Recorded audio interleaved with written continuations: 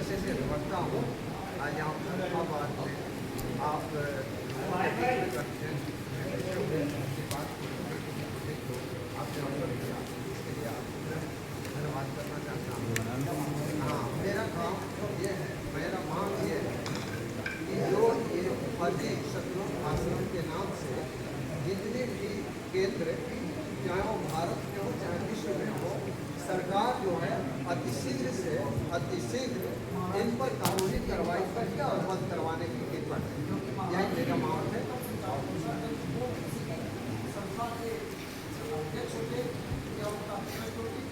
और उनके नाम से वो आश्रम तो ये कहा जा सकता है लीगल ये आश्रम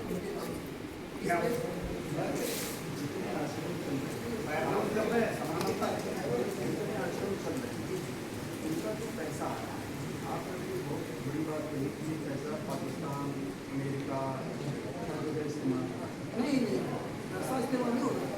नाम दीक्षा वहाँ दिया, वहाँ से पैसा पैसा भी हो रहा है। हाँ, जवान पाकिस्तान से पैसा का यूटिलाइजेशन कहाँ हो रहा है? ये पाकिस्तान में हो रहा है, अमेरिका में हो रहा है, भारत में हो रहा है। ये तो जांच का विषय है। जो लोग वहाँ से पैसा वहाँ ले रहे हैं, यहाँ ले रहे हैं, ये तो जांच का विषय है। आश्रम को जांच की जाएगी कि आश्रम किस नाम से चल रहे हैं, एक किस संस्था के द्वारा चल रहे हैं।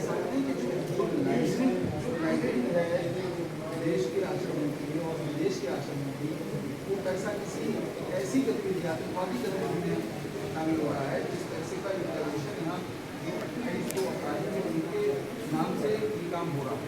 जैसा कि सर मीडिया के माध्यम से बताना चाहता हूँ, जो मीडिया तस्वीरें आती हैं माननीय प्रधानमंत्री नरेंद्र मोदी जी के साथ में वीरेंद्र जी जो संक्रांत पालीवाल बने उनकी तस्वीर आती है, और जो भारतीय जनता पार्टी के राष्ट्रीय महासचिव है कैलाश विजयवर्गीय जी उनके साथ उनकी तस्वीर आती है, और जो हरियाणा के मुख्यमंत्री हैं नायब सिंह सैनी जी उनके साथ तस्वीर आती है, जो मुख्यमंत्री मध्य प्रदेश के मोहन यादव जी हैं उनके साथ तस्वीर आती है। यानी कि भारत में जितने भी लगभग प्रदेश से उनके सारे मुख्यमंत्रियों के साथ उनकी तस्वीर आती है।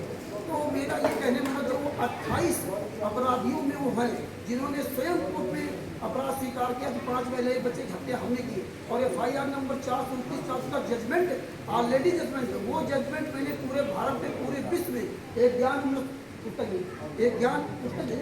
ज्ञान नंबर सडन का फिश नाम पुस्तक बनवाई, जो कि 30 अप्रैल 2023 को बिहार के सासाराम से इस पुस्तक को लॉन्च किया था। इसमें सारी किस्तों का जजमेंट है।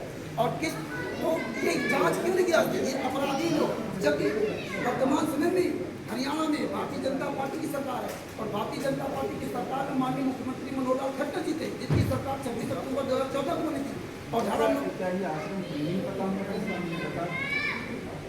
सर ये हो भी सकता है, ये सब जांच का विषय है।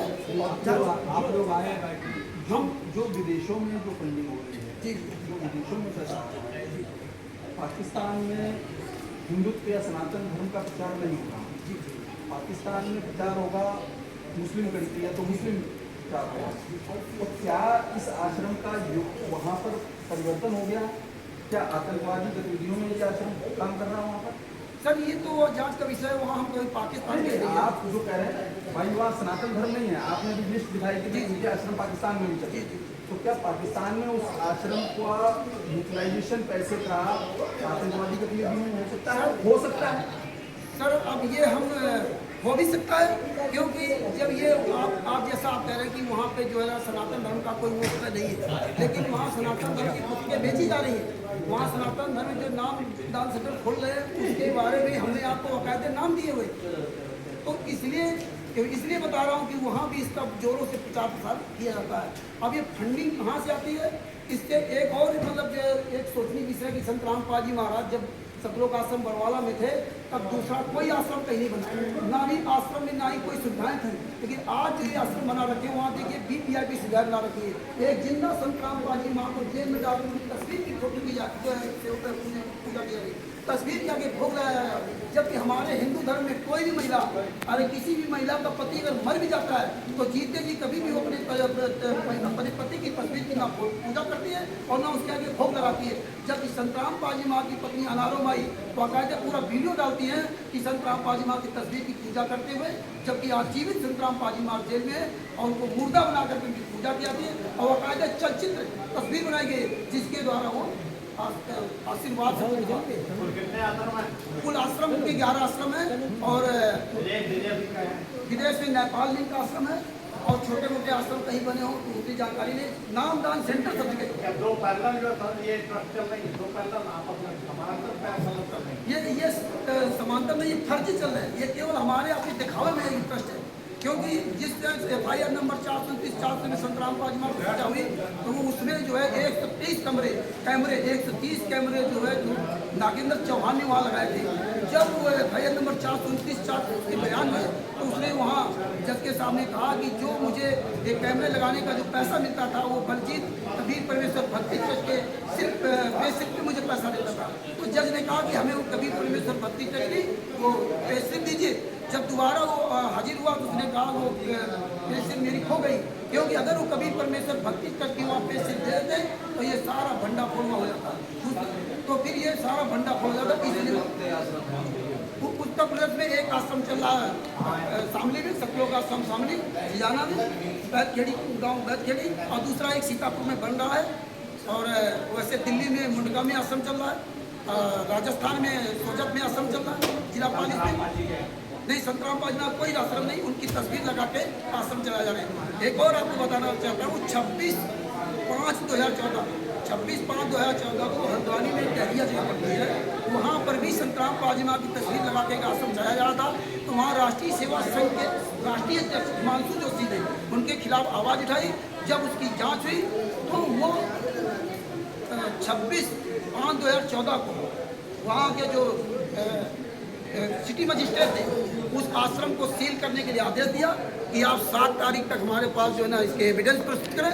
जब उन्होंने एविडेंस एक ये तो नामदान सेंटर जगह से चला रहे हैं, क्या वो बंद हुआ है? अभी बंद नहीं हुआ है, क्योंकि जब तक लीगली नहीं बंद होगा तब तक क्या, ऐसे तो अभी तुम बता दिया, अवगत कराया। SDM को ऑनलाइन कंप्लेंट दिया, DM को दिया और SP को दिया।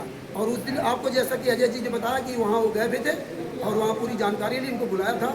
लेकिन इसके बाद दोबारा उन्होंने किसी भी तरह कोई कार्रवाई, लगभग कितने दिन हो गए, 5-6 दिन हो गए ना। ये मतलब जो आश्रम चल रहे किस नाम से चलाए जा रहे हैं, अलग अलग नाम? ये सर ये किसी भी तरह का वहाँ बोर्ड लगाई नहीं लगाते हैं, केवल जब वहाँ जनता जाती तो एक मुनिंदर धर्मा ट्रस्ट का ऐसे बोर्ड खड़ा कर दिया जाता है, इसके बाद हटा दिया जाता है।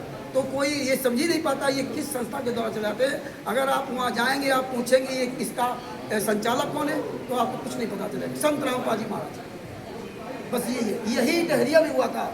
तो आप जैसे मीडिया के लोग सब वहाँ पर उसका डाला था कि यह संतराम पाजी माँ का आश्रम सील हुआ, तो फिर हमने कई आपके मीडिया भाई बहनों से बात किया था कि भैया जब वहाँ का सिटी मजिस्ट्रेट हल्द्वानी का सिटी मजिस्ट्रेट ये कह रहा है कि आश्रम ये जो रिहायशी जगह है और ये आश्रम के रूप में इस्तेमाल की जाती थी, कानूनी तौर से ये आश्रम नहीं के नाम से इस्तेमाल नहीं कर सकते, क्योंकि इसके जो रूल्स हैं कि कितनी जगह में स्क्वायर में आश्रम होना चाहिए और कितनी चौड़ी रोड होना चाहिए, उसके खिलाफ है।